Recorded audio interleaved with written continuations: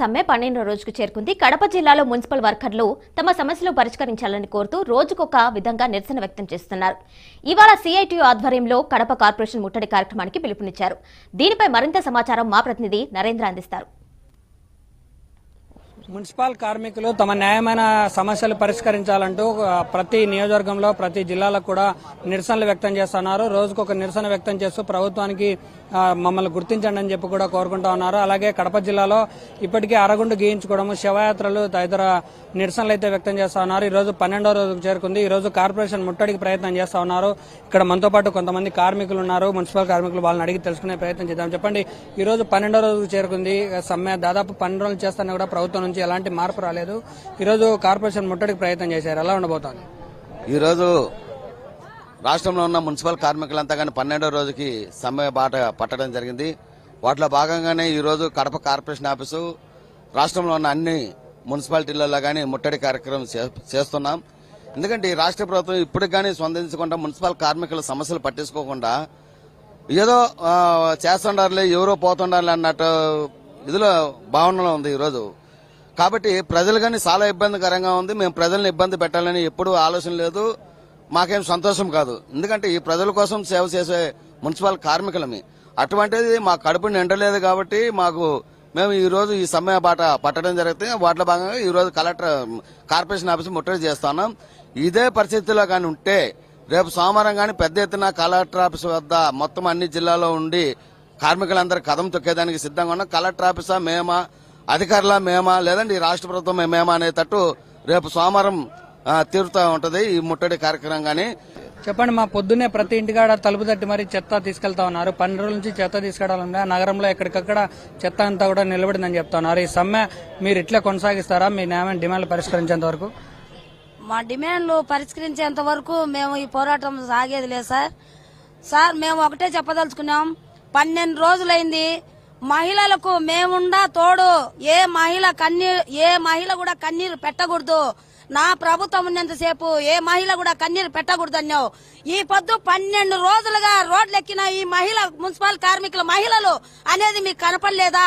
ఆ మహిళలకు న్యాయం చేయాలని మీకు తెలియలేదా? ఈ రోజు 45 ఏళ్లకు ఎవరికైతే ఆ డబ్బులు రాలేదో వాళ్ళందరినీ ఏర్పంచండి, వాళ్ళందరికీ వచ్చేటట్టు చూడండి. ఎవరికైతే అమ్మఒడి రాలేదో వాళ్ళకందరికీ అమ్మఒడి వచ్చేటట్టుగా చేయండి అని మీరు అంటున్నారే. ఈ రోజు కార్మికులు రోడ్లెక్కి 12 రోజులు అవుతుంటే ఈ కార్మికులు కడుపు కొట్టడానికే మీరు ప్రయత్నం చేస్తున్నారు, గానీ మీరు కార్మికులు కడుపు నింపాలని లేదు సార్. మీరు ఖచ్చితంగా ఈ రోజు చర్చలు అంటున్నారు. చర్చల పేరున మా సమ్మె విఫలం చేయాలని మీరు ప్లాన్ గా అందరూ చేస్తున్నారని మాకు బాగా అర్థమవుతుంది. మా నాయకత్వం చెప్పడం జరుగుతుంది. మీరు కూడా ఈ రోజు సమ్మెలో ఈ రోజు చర్చలలో మాకు తీవ్రంగా అనుకూలంగా వస్తేనే మేము ఈ సమ్మె విరమించడానికి సిద్ధంగా ఉన్నాం సార్. మా నిధులలో పోయి మేము పనులు చేయడానికి సిద్ధంగా ఉన్నాం. ప్రజలకు ఎవరికి కూడా ఇబ్బంది కలగకుండా మేము పనిచేయడానికి మేము సిద్ధంగా ఉన్నాం సార్. మీరు మా న్యాయమైన డిమాండ్లను మాకు తీర్చండి సార్. మీరు చెప్పినదే కదా సార్ మేము అడిగేది.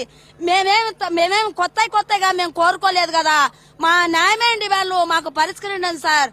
చెప్పండి బ్రదర్, ఇప్పుడు ఈ రోజు సాయంత్రం మరోసారి సమ్మెలో చర్చలకు పిలుస్తా ఉన్నారు. ఇప్పటికే ఒకసారి చర్చలు విఫలమైనాయి. ఆల్రెడీ మీకు ప్రభుత్వం హెల్త్ అలవెన్స్ కూడా ప్రకటిస్తామని చెప్తా ఉంది. ఇవి కాకుండా మీరేం అడగదలుచుకున్నారు ఈ రోజు చర్చల్లో భాగంగా? దాదాపు ఇప్పటికే 2 సార్లు చర్చలు పిలిచడం జరిగింది. వాళ్ళు పిలిచినప్పుడు ఈరోజు 11వ రోజు చర్చలు అవుతాయి. అంటే 4.5 సంవత్సరాల నుంచి చర్చలు పోతూనే ఉండం, మాట్లాడుతూనే ఉండం. మేమేమడుగుతున్నామంటే ఇంజనీరింగ్లో పనిచేసే ఎలక్ట్రీషియన్ కానీ, బిల్లు కలెక్టర్లు కానీ, కంప్యూటర్ ఆపరేటర్స్ కానీ, నర్సరీ కార్మికులు కానీ అనేక మంది కార్మికులు ఉంటారు. ఈరోజు పారిశుద్ధ కార్మికులకి, ఇంజనీర్ సెక్షన్ కార్మికులకి గొడవ పట్టే పరిస్థితుల్లో ఈరోజు ఎవరిస్తున్నారు? వాళ్ళు కానీ మేము ఒకటే అడుగుతున్నాం, ఇంజనీర్ సెక్షన్ కార్మికులు పనిచేయడం లేదా? ఇంజనీర్ సెక్షన్ కార్మికులు పనిచేయకుంటే ఈరోజు వాటర్ ఎట్లా వస్తాయి?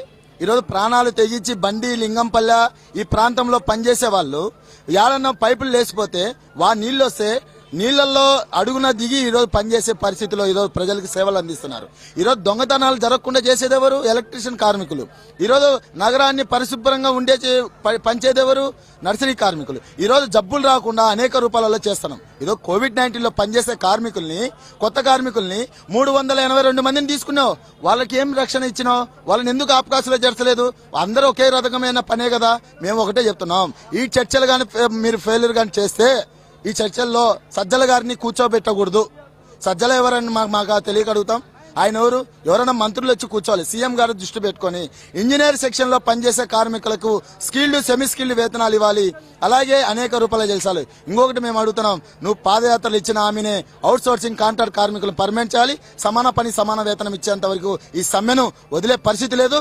అవసరమైతే ఎమ్మెల్యేల ఇల్లులు, మినిస్టర్ ఇల్లులు కానీ ముట్టడిచ్చేదానికి సిఐటిగా ఎప్పుడు వెనకాడమని సిఐటిగా తెలియజేస్తున్నాం. ఇది మొత్తంగా చూస్తే దాదాపు 11 రోజుల నుంచి కూడా మా సమ్మెను విరమించే ప్రయత్నం చేస్తా ఉన్నారు. కార్మికులు చేస్తున్నటువంటి నిరసనలు అణగదొక్కే ప్రయత్నం చేస్తా ఉన్నారు. మమ్మల్ని ఆప్కాస్ లో చేర్చాలి. ప్రతి ఒక్క వింగ్ లో ఈ మున్సిపాలిటీలో పనిచేసే కార్మికులలో మాకే గొడవలు తెచ్చే ప్రయత్నం కూడా ప్రభుత్వం చేస్తా ఉంది. అందరూ కలిసికట్టుగా ఉంటాం. ఈ రోజు జరిగే చర్చల్లో సజ్జల రామకృష్ణారెడ్డిని కూర్చోబెట్టకూడదు, సంబంధిత మంత్రులను కూర్చోబెట్టి మా చర్చలను పరిష్కరించాలని చెప్పి సిఐటిగా డిమాండ్ చేస్తా ఉన్నారు. అలాగే ఈ రోజు జరగబోయే చర్చలు విఫలమైతే రేపు సోమవారం కలెక్టరేట్ ముట్టడికి కూడా ప్రయత్నం చేస్తామని చెప్తున్నటువంటి పరిస్థితి. Video journalist శ్రీనివాసులతో